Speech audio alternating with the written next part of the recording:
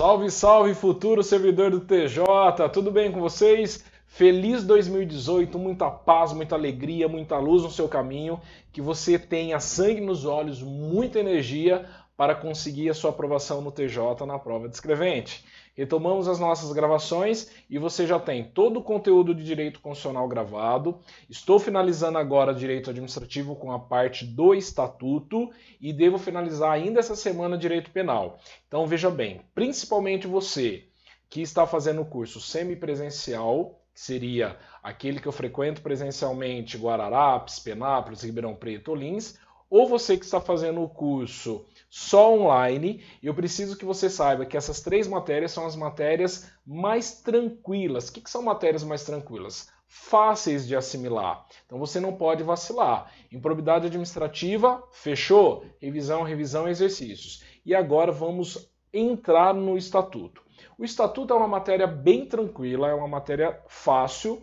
Entretanto, algumas questões quando aparece da VUNESP, ou vem assim, entregando literalmente de graça para você, perguntando coisas óbvias e tranquilas, outras bem mais elaboradas, como aconteceu numa prova de 2015, em que você tinha que entender se o futuro servidor do TJ pode ser acionista, cotista, empresário, se poderia participar de uma licitação, e a questão veio gigante. Então, a mesma regra. Conhecimento 1, literalidade do texto da lei. Conhecimento 2, aprender o raciocínio lógico jurídico. Conhecimento 3, colocar o X no lugar certo, aprender a fazer questões. Tá certo? Vamos começar? Eu dou o meu melhor aqui e você dá o seu melhor daí. Vem comigo, vamos trabalhar. Iniciando então a parte do estatuto, eu preciso que você saiba que esse estatuto do servidor de São Paulo, ele é do ano de 1968, certo? Deixa eu grifar aqui, ó. Ele é do ano de 68. Por ele ser do ano de 68, você vai encontrar algumas regras que são regras que não são condizentes com a Constituição Federal. Cabe a você, como um ser pensante, saber que a Constituição está no topo e por ela estar no topo, eu devo conjugar as regras do Estatuto com as regras da Constituição Federal. Isso é essencial, tá bom? Então pense, se a nossa Constituição é uma Constituição promulgada e ela veio de 1988, ela é a nossa lei maior, a ponta da pirâmide, eu devo trabalhar para fazer uma interpretação sistemática, uma interpretação prevalecendo os valores da Constituição Federal. É assim que você também estudará o Código de Processo Civil comigo, prevalecendo sempre os valores da Constituição Federal. Tá certo? Maravilha.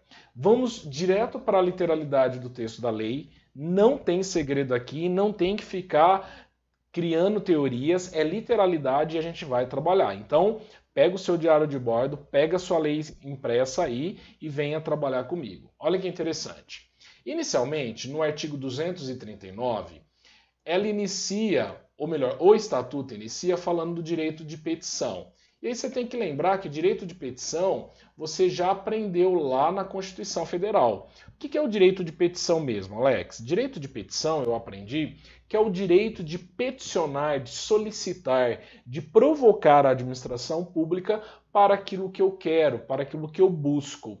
Logo, o Estatuto do Servidor de São Paulo estabelece que é assegurado a qualquer pessoa, e eu vou pedir para você prestar atenção, que existem momentos que ela fala pessoa e existem momentos em que nós falamos cidadão, tá certo? Quando eu uso a expressão cidadão, para o direito é aquele que vota, é aquele que exerce o direito de votar e ser votado.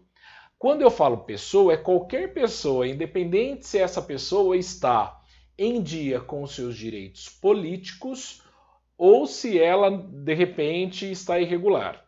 Tá certo? Logo no artigo 239, ele estabelece para nós que é assegurado a qualquer pessoa, e aí ele enfatiza qual seria essa pessoa, a qualquer pessoa física ou jurídica, independentemente de pagamento de taxa, né, independente de pagamento, o direito de peticionar contra a ilegalidade ou abuso do poder e para a defesa de direitos. Observe, então, que o que eu garanti à pessoa aqui é de procurar o poder a administração pública, né? Independente de pagar alguma coisa. Então você não precisa pagar para pedir uma informação na prefeitura municipal, para solicitar um requerimento. Vou te dar um exemplo. Quero saber quanto que eu já contribuí no INSS. Eu não preciso pagar para solicitar uma certidão de contribuição no INSS. Eu quero saber o que tem aberto de IPTU na prefeitura municipal no meu nome. Eu não preciso ir lá para solicitar alguma coisa e pagar algumas taxas, tá certo? Então é assegurado qualquer pessoa buscar informações para a defesa do seu direito e contra a ilegalidade. Essa é a ideia central que você tem que gravar. E olha que interessante, qualquer pessoa pode reclamar sobre abuso, erro, omissão ou conduta incompatível no serviço público. Perceberam que aqui já estava grifado? Simplesmente para chamar a atenção com relação ao peguinha que a VUNESP faz, colocando cidadão. Então nós começamos o estatuto destacando que no 239 é qualquer pessoa física ou jurídica e que qualquer pessoa pode ir lá e questionar uma omissão, uma conduta incompatível ou reclamar de uma prestação de serviço. Uma das coisas que você vai ter que se acostumar como futuro servidor do TJ, a gente deixa para estudar isso em normas, é que muitas vezes eu vou até você, na vara que você vai trabalhar na secretaria, busco ter acesso aos autos e você olha para mim e fala assim, doutor, pelo menos a orientação que vão te passar, doutor, o senhor tem procuração nos autos? E eu não quero fazer carga, eu quero olhar o processo. E o meu estatuto da OAB me garante consulta em qualquer processo. Só que em normas da corregedoria existem algumas restrições. Então, assim, sempre há um impasse e eu posso simplesmente reclamar desse meu direito na administração pública, independente se a pessoa acha que eu tenho direito ou não. Tá bom? Dando sequência, em nenhuma hipótese, essa palavra é tão rara aparecer, gente, é tão raro aparecer isso daqui no direito, mas olha que interessante, o texto da lei enfatizou e eu destaquei. Tá? Em nenhuma hipótese a administração poderá recusar-se a protocolar, grife aí no seu material, protocolar, encaminhar ou apreciar a petição sobre pena de responsabilidade do agente. Olha, existe uma diferença muito grande entre no meu direito de protocolar, que é diferente de recorrer, que é diferente automaticamente de pedir reconsideração. O direito de protocolar é o direito de pegar um papel e simplesmente protocolar aquele pedido. Já aconteceu do professor Alex ir a um departamento na prefeitura. Lembro que uma vez ministrando um curso numa determinada cidade aqui de Ribeirão Preto, eu queria colocar umas faixas pela cidade. Então eu tinha que fazer um requerimento na prefeitura municipal para ter autorização para colocar essas faixas no centro da cidade. Fui até a Prefeitura Municipal. A Prefeitura Municipal falou que eu tinha que ir até a Secretaria do Planejamento. A Secretaria do Planejamento falou que eu tinha que ir lá no Poupa Tempo. No Poupa Tempo falou que eu tinha que ir... No fim, todo mundo se recusando a aceitar o meu protocolo.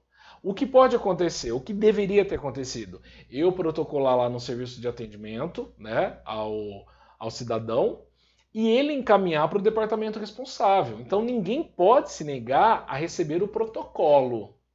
Ele pode indeferir o meu pedido falando que não é agente competente, ele pode indeferir falando que eu não posso colocar aquilo, eu posso entrar com recurso, enfim, mas negar de receber o meu protocolo, jamais, never, ok? Por isso o texto da lei foi e colocou a expressão em nenhuma hipótese. No artigo 240, eu preciso que você preste atenção, porque apareceu uma expressão aqui, ó, que é a palavrinha lei complementar. E no artigo 240, gente, eu estou estudando com você para a prova da VUNESP, tá? Então esses macetes aqui, ó, são essenciais. Senão era só você pegar o texto da lei e ler. Eu estou aqui para dar os macetes para você guardar e colocar o X no lugar certo. Observem que eu tenho a expressão lei complementar e eu tenho no artigo 240 a expressão lei específica. Tudo bem? Eu não vou entrar no mérito o que é uma lei complementar, ordinária específica. Eu quero só que você grave algumas coisas. Então, olha que interessante. Ao servidor é assegurado o direito de requerer, representar, bem como, nos termos desta lei complementar, desta lei, desse estatuto, pedir reconsideração e recorrer de decisões, no prazo de 30 dias, salvo previsão legal específica. Então ele está dizendo o seguinte, olha, você pode, olha o jogo dos R's, requerer, você pode requerer alguma coisa, você pode representar contra alguém, você pode pedir reconsideração de uma decisão, tá certo? E você inclusive pode recorrer. Então eu tenho 4 R's aqui: requerer, representar, recorrer e reconsiderar. Posso fazer isso, tá certo? Nos termos da lei complementar, ou seja, desta lei complementar, que é o estatuto, ela vai me ensinar como que eu tenho que requerer, como que eu tenho que representar e assim sucessivamente. E fixa-se o prazo de 30 dias. E aí ele vem e coloca uma exceção, né? Uma observação. Fala assim, ó, o prazo são de 30 dias para você reconsiderar, para você recorrer, salvo previsão legal específica. Ele está dizendo o seguinte, olha, pode acontecer de alguns assuntos específicos você ter o prazo de 10, você ter o prazo de 20, você ter o prazo de 60. Então a frase que cai geralmente na VUNESP é assim, ó, o prazo de 30 dias pode ser diminuído para uma lei específica, pode ter uma previsão menor para uma lei específica? Sim. O prazo de 30 dias pode ter um prazo maior quando regulamentado por decreto? Não. Por quê? A diferença desse prazo de 30 dias, tanto para mais quanto para menos, será necessário através de uma lei específica. Essa é a ideia. Fechou? Estamos firmes? Maravilha! E aí eu faço o meu resuminho aqui para chamar a sua atenção. Lei complementar, recorrer e reconsiderar é igual a 30 dias. Tá certo? Ainda nesse mesmo raciocínio, observe então que eu já vou para um próximo título e esse título ele fala para nós sobre os deveres, proibições e responsabilidade dos servidores. No artigo 241, ele começa falando para a gente sobre os deveres dos servidores, sobre os deveres. E aqui, gente, não tem segredo. Aquilo que você faz na iniciativa privada, você tem que fazer na repartição pública também. Tá certo? Não é bagunça não. Sabe aquele teu amigo, seu vizinho que falava assim, ó, quer mamata, vai trabalhar na repartição pública? Então você pensa mentalmente, manda esse vizinho, esse primo, esse parente para aquele lugar, porque hoje na repartição pública o serviço é pesado. Eu brinco com os meus alunos, eu falo assim, ó, vocês querem um serviço com estabilidade? Vão estudar para o TJ. Vocês querem trabalhar ganhando bem e qualidade de vida? Vai para o TRT, TRF. Né? Muitos alunos mandando mensagem se nós faremos algum curso para o TRT, até porque agora tem TRT da 15ª, TRT da 2ª região, TRT do Rio de Janeiro, pode trabalhar home office, enfim. Nós faremos isso no momento certo. Mas agora vamos focar no TJ. E no TJ, o que eu tenho que saber? Eu tenho que saber que existem regras, assim como toda regra do jogo. Então, olha que interessante. São deveres dos funcionários. Ser assíduo e pontual, você tem que ser pontual, você tem que ter uma certa frequência, né? Lembrando que você, como servidor, pode abonar, isso daí você vai aprender assim que você tomar posse, você pode abonar alguns dias, né? Você tem que cumprir as ordens superiores, representando quando forem manifestamente ilegais. Tome cuidado, porque aqui a lei, ela não está falando assim, ó, quando as ordens forem ilegais, você pode se recusar. A Lei 8.112, para quem não sabe o que é a Lei 8.112, a Lei 8.112 é a Lei do Servidor Público Federal. E na Lei 8.112, ela estabelece de uma forma muito clara, de uma forma muito objetiva para a gente, que necessário se faz, que você pode se recusar a cumprir uma ordem legal, né? Aqui na prática você também vai se recusar, mas o texto da lei não fala recusa. O texto da lei fala assim, ó, cabe a você, futuro servidor do TJ, cumprir as ordens superiores, representando quando forem manifestamente legais. desempenhar com zelo e presteza os trabalhos de que foi incumbido. Então, olha, você tem que ser assíduo, pontual, você tem que desempenhar com zelo, tudo na vida, né, gente? Tudo aquilo que a gente faz meia boca nunca dá certo. Se você está estudando meia boca, você não vai passar. Você tem que estudar com zelo, você tem que estudar com presteza, assim como o seu trabalho também. É uma energia isso aqui, tá bom? Você deve guardar sigilo sobre os assuntos da repartição e especialmente sobre os despachos, sobre as decisões, sobre as providências, né? Então é um trabalho sigiloso. Então ali você vai ver ações de separação, ações de cobrança, ações de despejo, ações criminais. Não dá para cada tipo de ação, principalmente quem vai trabalhar em vara pequena, você sair comentando com todo mundo. Então tem que guardar um sigilo, tem que ter informações interessantes aí, tá bom?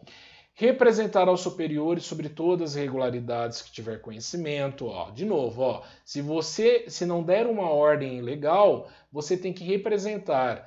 Porque se você não representa ao superior, você está sendo conivente com aquela situação. Tratar com humanidade as pessoas, ou seja, com respeito.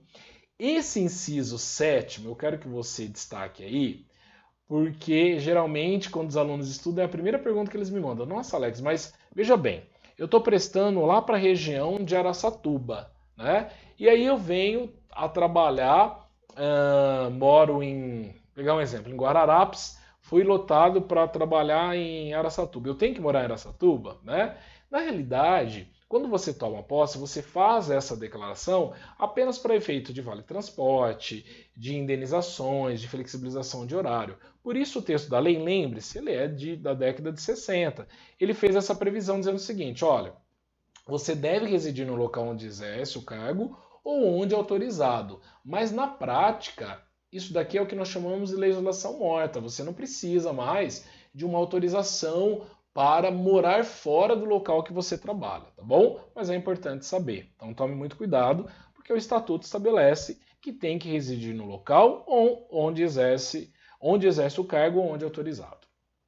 Você deve providenciar para que seja sempre em ordem, no assentamento individual, a sua declaração familiar. Essa declaração familiar, gente, é a declaração que diz quem são os seus dependentes, se amanhã você vir a falecer, quem vai receber, né, os seus créditos, os seus seguros. Então, uma declaração familiar realmente, quem são os seus dependentes, se você é casado, se você é solteiro, porque tudo isso vai ter uma repercussão. Existem muitos benefícios que você recebe que são benefícios decorrentes da relação familiar. Então, o tribunal precisa ter essa informação, precisa ter esse conteúdo aí para facilitar, tá bom? Zelar pela economia do material, nada de ficar aí fazendo impressão, nada de ficar fazendo impressão da apostila na repartição pública, nada de ficar imprimindo boleto na repartição pública. Você tem que zelar pela economia do material e pela conservação do que foi confiado à sua guarda ou utilização. Gente, outro dia eu recebi uma pergunta muito interessante de uma aluna que ela trabalha numa repartição pública e ela me mandou assim, Alex, eu faço impressão mesmo na repartição pública, aqui todo mundo faz, né? E é ato de improbidade administrativa? E eu respondi a ela, falei, olha, se você está utilizando um equipamento aí da sua repartição pública, ela trabalha num órgão federal, se você faz impressão, você está se enriquecendo ilicitamente de algo que não é seu. Então é sim improbidade administrativa que se encaixa no artigo 9º. Ela ficou desesperada, falou que eu era radical demais. Falei, gente... Ela falou, são só algumas impressões. Eu falei, você imagina o departamento que você trabalha, a repartição, todo mundo pensando dessa forma, o gasto que dá mensal para a repartição pública. Ninguém aqui está fazendo papel de santinho, mas estou dizendo para você que assim, não existe mais ou menos e dá para ser honesto ou não dá para ser honesto. Nossas atitudes têm que ser vigiadas no dia a dia, né? Porque realmente é sempre um desafio. Beleza? Mas só para matar a sua curiosidade, eu já fiz impressão em repartições públicas onde eu trabalhei. Me arrependo muito. E já prescreveu o crime, senão eu não falaria para você. Brincadeira à parte, vem comigo. Ainda, dentro dessa concepção dos deveres, tomar muito cuidado, eu até anotei no meu diário de bordo, eu quero finalizar esse vídeo com esses dois incisos que eu considero os incisos mais importantes aqui, ó, que é o inciso 10 e o inciso 11º.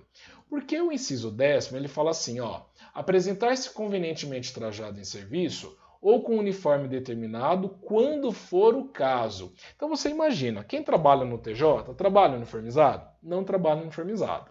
Mas eu vou te dar um exemplo. Olha que interessante. Aqui no estado de São Paulo, nós temos o Poupatempo. O Poupatempo, ele é um órgão, né, um consórcio administrado por um consórcio do governo do estado de São Paulo. Então você vai neste polo e lá tem vários serviços públicos. Então tem Detran, tem juizado de pequenas causas, tem Banco do Brasil, enfim, tem vários departamentos lá. Tem geralmente relacionado ao departamento de água e esgoto da cidade, Receita Federal, tá tudo ali, organizado. E lá dentro, eu lembro de uma aluna que ela tomou posse no Detran, e ela falou assim, Alex, fui tomar posse, me mandaram para trabalhar no Poupatempo, e aqui tem que usar uniforme. E eu me recusei a usar uniforme. Lembrando que no Detran ela é servidora pública estadual. E ela se recusou a usar uniforme. E ela queria saber se ela poderia ser penalizada. Eu falei, olha, dá uma olhada no estatuto que nós estudamos, observe que o Estatuto do Servidor de São Paulo fala assim, ó, que você deve apresentar-se convenientemente trajado em serviço ou com uniforme determinado, vírgula, quando for o caso. Então, você só usa o uniforme quando determinado e quando for o caso, certo? Ali, no caso do Poupatempo, eles usam, não sei como está hoje, né? Porque mudaram a administração do consórcio, mas eles usam uma calça azul marinho ou uma saia azul marinho e uma camisa branca, mais um lenço personalizado. Então, todos que estão ali, independente se são concursados ou não, têm que utilizar o uniforme, tá? Só para ficar claro aí. E o último inciso desse vídeo é o inciso 11, e prestem atenção, e aqui manda bem quem é bom em português. Porque olha que interessante, esse inciso 11 fala que você é servidor público, quando alguém chegar para você e falar assim, você está lá, catalogando alguns processos, fazendo juntada dos processos, alguém chega para você e fala assim, ó, preciso atender isso daqui porque é uma solicitação, essa informação, porque é uma solicitação do Estado de São Paulo, certo? O Estado está sendo processado, ele precisa que você pare tudo. Então o inciso 11 ele fala isso, ele fala assim, ó, atender prontamente, você como futuro servidor deve atender prontamente, com preferência sobre qualquer outro serviço, as requisições de papéis, documentos e informações ou providências que lhe forem feitas pelas autoridades judiciárias ou administrativa. Olha que interessante, entre vírgulas. Para a defesa do Estado, em juízo. Então não é qualquer informação que o Estado solicitou a você. É quando ele precisa se defender e ele está em juízo. Se ele está em juízo, ele tem prazo para cumprir, tá certo? Se ele está em juízo, ele tem prazo para cumprir. Então teve uma questão da VUNESP que eles pararam aqui, ó. Não colocaram para a defesa do Estado em juízo e a questão foi considerada errada. Porque você não deve atender prontamente porque é o Estado. Você deve atender prontamente porque é o Estado que precisa se defender e ele está em juízo. É esta a regrinha do jogo. Fechou? Te espero no próximo vídeo para dar continuidade ao nosso estatuto.